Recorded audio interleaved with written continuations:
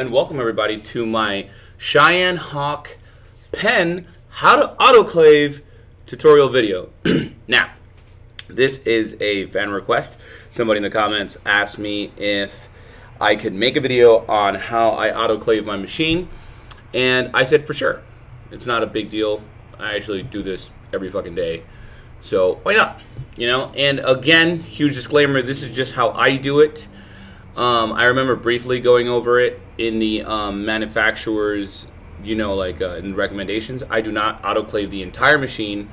I only autoclave the detachable part, which is just the tip right there that you see there in black. That's the tip, and it screws off.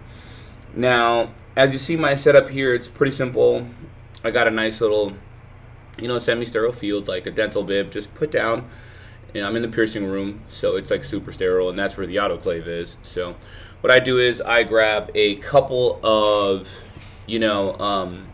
sterile single-use alcohol prep pads just to wipe down my machine. It's, like I said, it's like a daily ritual, daily routine.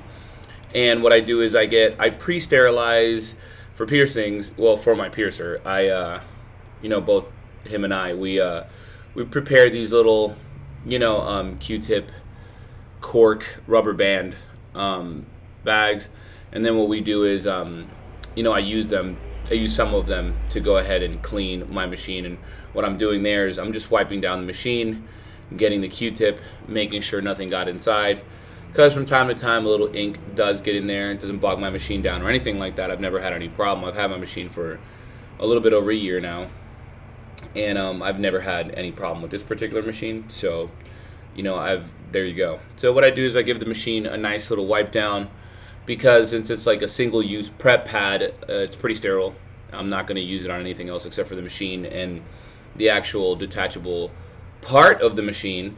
That way, I'm not worried about cross-contamination or anything like that. I'm just using it on one object. It's in two pieces, but it's still one object. It's not going anywhere else. And the part that I am cleaning, as you see here, I share one pad for both the machine and then the cap. And then what I do is I go over the cap again with the other one, nice and fresh. I go ahead and I wipe it down very thoroughly. I get the Q-tip, get around the actual threads, because that's where ink can possibly deposit itself, which could lead to cross-contamination and all that good stuff. And that's what I do right there. I just make sure that there's no possible way for it to be dirty or contaminated. I give it a nice little thorough wipe down. Now this machine, I've dropped it a couple times. It has like some nicks and some dings, but it's happened, transporting and moving it around the shop, or sometimes I'll just drop it because, you can be clumsy sometimes. So once the machine and the cap is nice and clean, you're going to go ahead and grab yourself, a pouch to go ahead and sterilize it. I found out that this pouch is not big enough because sometimes I get confused between the different sizes, because some of them look the same, some of them wider than the others, but this is perfectly fine. I actually found out later in doing this video that I'm out of the large size, so there's small, medium, and large, and then there's extra large, which is what I use for which is this. I had to use the extra large one to go ahead and sterilize it this time, but usually I have one that's large and it fits the cap no problem. So you just slide it on in there once it's nice and clean, and then you go ahead and you take off the seal, little glue, and then you make sure you seal it nice and tight. Make sure that it seals it very properly, just like if you were autoclaving anything else, which I'm pretty sure you guys are familiar with. And if you're not familiar with on how to autoclave stuff, then please, that's something you should learn.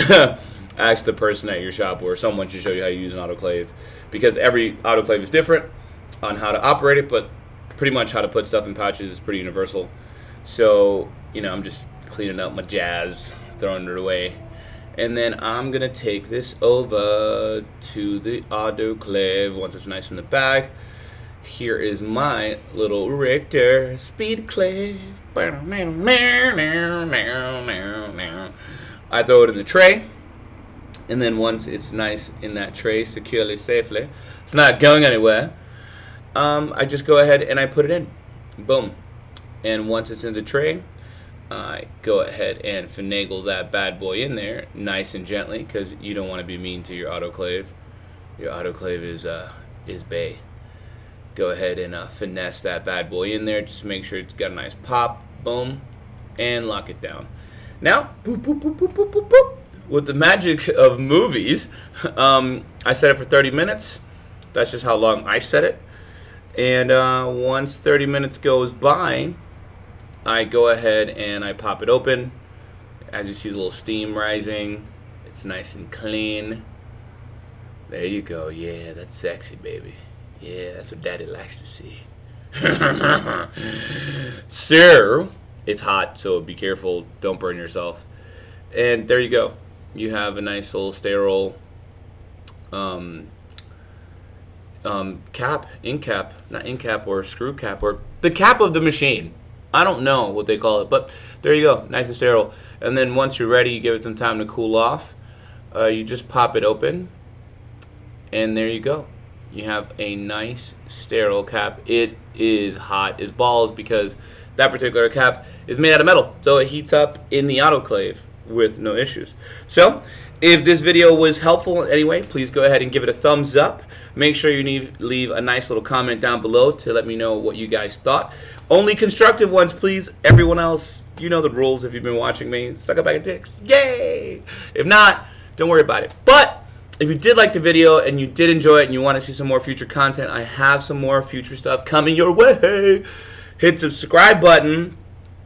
And as always, take care. Happy tattooing. Peace out, you guys.